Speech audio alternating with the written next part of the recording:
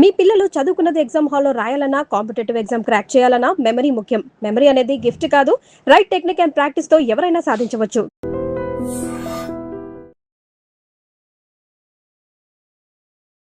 Welcome to IG media. So జనరల్గా రక్తహీనత, anaemia మనం ఎక్కువగా మహిళల్లో ఈ ప్రాబ్లం అనేది చూస్తూ ఉంటాము. ఎనిమియా అనేది నార్మల్ కండిషనా, డేంజరా? ఎనిమియా అనేది ఎందుకు వస్తుంది, అసలు రాకుండా జాగ్రత్తలు ఏంటి, ఎలాంటి ఆహారాలు తీసుకుని దీన్ని మనం తగ్గించుకోవచ్చు, పూర్తి వివరాలు తెలుసుకుందాం. మనతో పాటు ఉన్నారు ప్రముఖ internal medicine specialist doctor Rajesh Uppala గారు. డాక్టర్ గారు నమస్తే. చాలా మంది చెప్తూ ఉంటారు, ఎనిమిక్ ఉన్నారు, మీరు ఐరన్ ఎక్కించుకోండి లాగా. ఎందుకు అంత బ్లడ్ అనేది తగ్గిపోతూ ఉంటుంది అసలు? సో బేసిక్లీ ఇది ఆల్మోస్ట్ చాలా neglected area of health sector అనిపిస్తుంది. కానీ at some point government incentives కూడా ఉన్నాయి. ఇది prevention of anaemia in women, particularly reproductive ఏజ్లో ఉన్నప్పుడు, ప్రెగ్నెన్సీ ఆ టైంలో చాలామందికి బేబీ బర్త్లో కానివ్వండి, వాళ్ళ హెల్త్లో కానివ్వండి చాలా ఎఫెక్ట్స్ ఉండేవి. ప్రాబబిలిటీ ఇప్పుడు అవేర్నెస్ పెరిగి కాస్త బెటర్ ఉంది, కానీ ఇది వరకు చాలా ప్రాబ్లమాటిక్ ఉండేది. మేము చదువుకునే రోజుల్లో అయితే బాగా అది హైలైటెడ్ టాపిక్ ఇది. సో ఇప్పుడు ఏంటంటే మారుతున్న కాలం కొద్దీ మనకి పోషకాహారాలు తగ్గిపోతూ వస్తున్నాయి. మనం తినే ఆహారాల్లో జస్ట్ కడుపుని నింపుకోవడానికి తింటున్నామో కానీ దానిలోంచి వచ్చే క్వాలిటీ ప్రోడక్ట్ ఏదైతే ఉందో అది రావట్లేదు. వాటిల్లో ప్రథమంగా ఇలాంటి న్యూట్రిషనల్ ఫ్యాక్టర్స్ ఎఫెక్ట్ అవుతున్నాయి. సో దాని కారణంగా విమెన్లో ఈ బ్లడ్ కంటెంట్ తక్కువగా ఉండడం గమనించారు. ఈ న్యాచురల్గా చూస్తే మంత్లీ లాస్ వల్ల వాళ్ళకి ఈ ఐరన్ డెఫిషియన్సీ ఆర్ రక్తహీనత అనేది ఏర్పడుతూ ఉంటుంది. సో యాక్సెప్టెన్స్ అనేది వచ్చేసింది, 9 ఉంటే చాలు అని. యాక్చువల్లీ వాస్తవానికి 12 నుంచి 14 మధ్యన విమెన్లో ఉండాల్సిన లెవెల్ ఆఫ్ హీమోగ్లోబిన్ అది. సో మనము 9-10 దగ్గరే పర్లేదు, అందరికి ఉన్న విధంగా నాకు కూడా ఉందిలే అని. ఒకవేళ టెస్టులు చేయించుకొని 9 ఉంటే కూడా చాలా మంది 9 ఓకే ఇనఫ్ అంటారు కదా. అంటే ఇప్పుడు దట్ ఈస్ బ్యాడ్ ఓమన్ అనాలనా, లేదు వాళ్ళ కంఫర్ట్ జోనా అనేది తెలియట్లేదు. కానీ ట్యాబ్లెట్ అనగానే బాధపడతారు ఎవరైనా. అమ్మో కిడ్నీలు పోతాయి, అమ్మో అది వేసుకోవాలన్నా, అది ఒక విష పదార్థం లాగా చూస్తారు. అన్ఫార్చునేట్గా ఐరన్ ట్యాబ్లెట్స్ కూడా అలాగే ఉన్నాయి. ఐరన్ ట్యాబ్లెట్స్ వేసుకున్నప్పుడు కొద్దిగా మెటాలిక్ టేస్టు, కడుపులో కొద్దిగా వామిటింగ్ సెన్సేషను, మలబద్ధకం, లూజ్ మోషన్స్, కొద్దిగా డిఫికల్టీస్ ఉన్నాయి. బట్ అవన్నీ కూడా ఫేజ్ అవుట్ అవుతూ వస్తున్నాయి. న్యూయర్ టైప్స్ ఆఫ్ మెడిసిన్స్ వస్తున్నాయి. ఈ సైడ్ ఎఫెక్ట్ ప్రొఫైల్ తగ్గిపోతూ ఉంది. హైలీ ఎఫికేషియస్ ఉన్నాయి, అంటే ప్రొడక్టివిటీ అనేది పెరిగిపోతూ వస్తుంది. ఇన్ ద రీసెంట్ పాస్ట్ చెప్పాలంటే ఇప్పుడు ట్యాబ్లెట్ రూపంలో తీసేసి జస్ట్ నాలుక మీద పెట్టుకునే పేపర్ ముక్క, స్ట్రిప్, సో గ్యాస్ ట్రబుల్ అనేది లేకుండా తయారవుతూ వస్తున్నాయి. అదే కాకుండా ఇంజెక్షన్స్ కూడా వచ్చేస్తున్నాయి. ఒక్కసారి ఇంజెక్షన్ వేసుకుంటే ఇక మీకు ట్యాబ్లెట్ రోజు వేసుకునే అవసరం లేకుండా కూడా చాలా మటుకు అడ్వాన్సెస్ అయితే ఐరన్ పరంగా వచ్చున్నాయి. సో దీన్ని బట్టి ఏమవుతుందంటే ఏదైతే మనం గ్రాంటెడ్ ప్రాబ్లం అనుకున్నామో అనీమియా అనేది ఈజీగా నివారించుకోవచ్చు. సో ఒకటి స్క్రీనింగ్ చేయాల్సిన అవసరం ఉంది.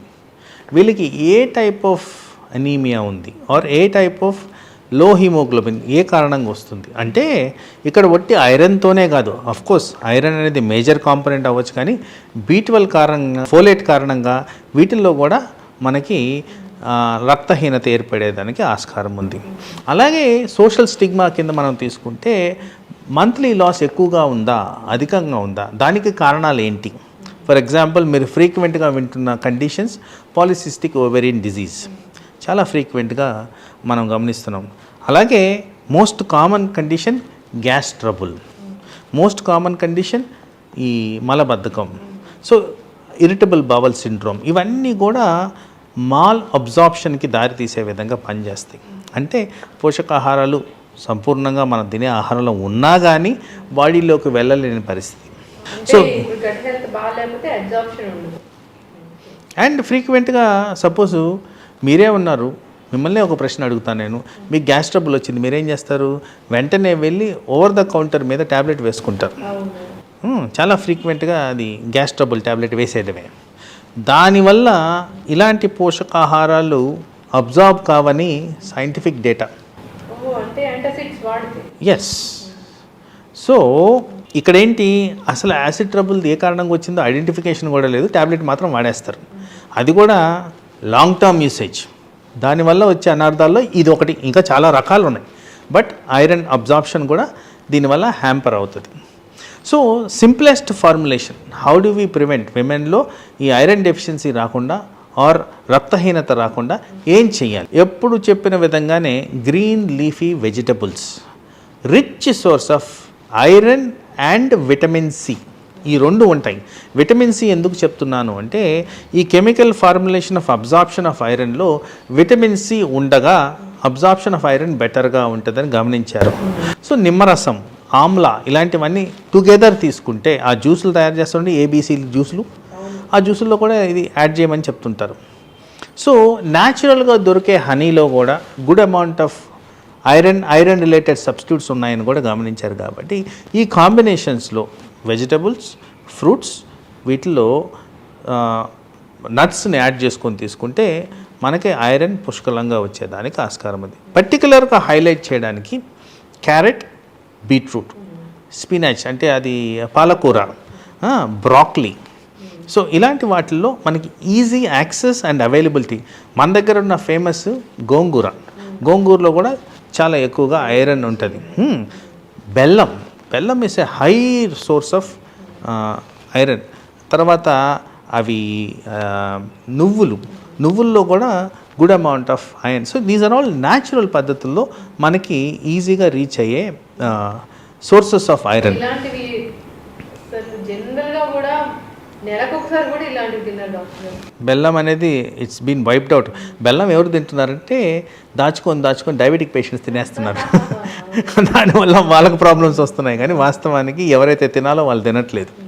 సో అలాగే మనం గమనించుకోవాల్సింది అంటే ఒట్టి ఐరనే కాకుండా B12 ఫోలేట్ ఏదైతే హైలైట్ చేశానో అవి కూడా మనం సంపూర్ణంగా తీసుకోవాల్సిన అవసరం ఉంది, పర్టికులర్గా విమెన్లో. వాటి వల్ల కూడా బ్లడ్ ఫార్మేషన్లో చాలా తోడ్పడతాయి. కాబట్టి ఇలాంటివి ఎక్కడి నుంచి వస్తాయి అని మనం గమనించుకుంటే ఎక్కువ శాతం అన్ఫార్చునేట్గా ఈ B12 అనేది నాన్ వెజ్ ఐటమ్స్ నుంచి వస్తుంది.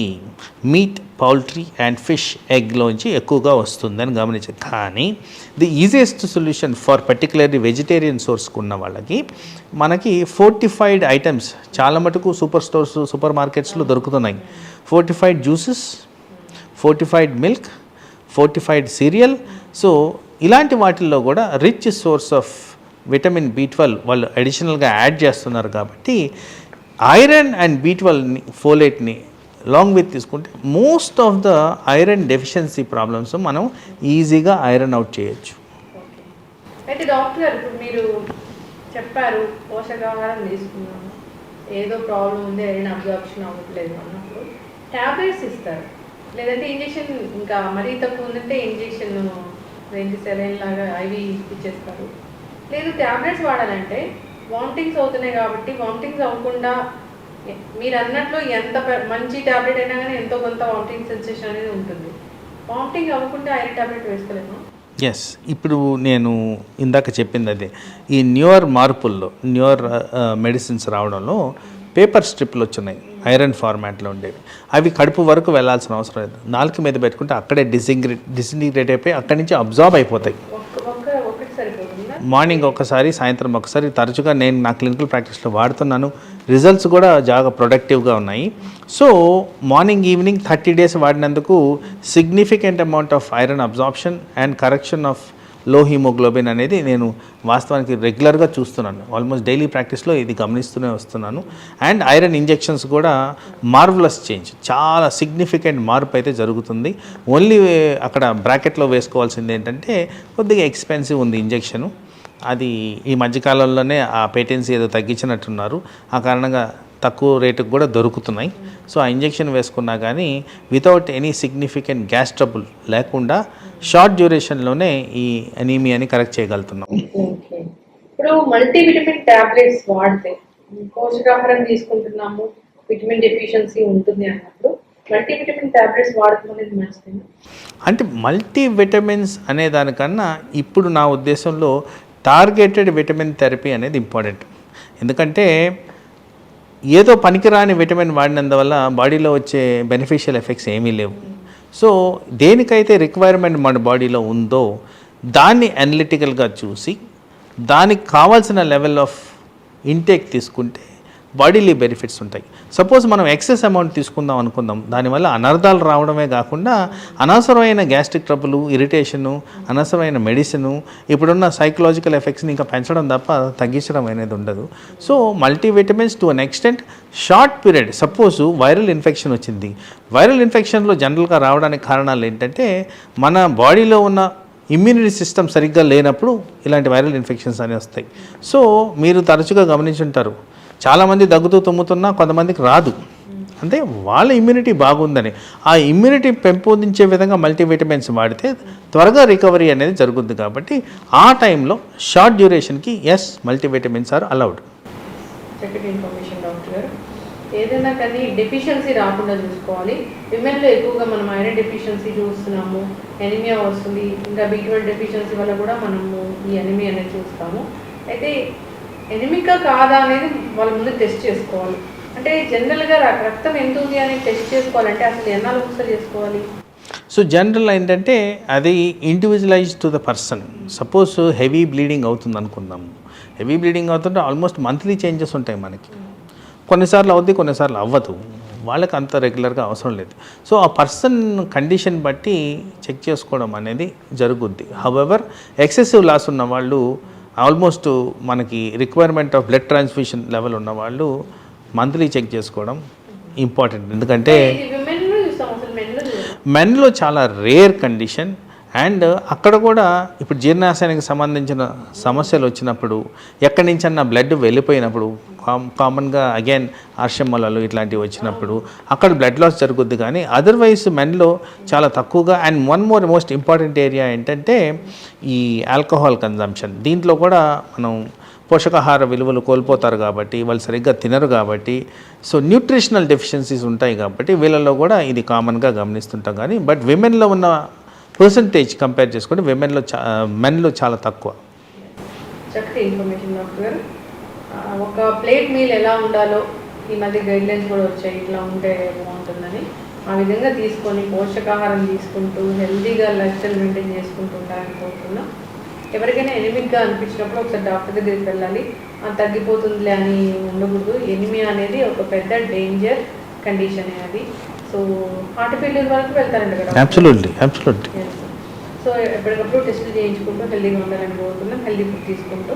చక్కటి ఇన్ఫర్మేషన్ డాక్టర్ గారు. నమస్తే.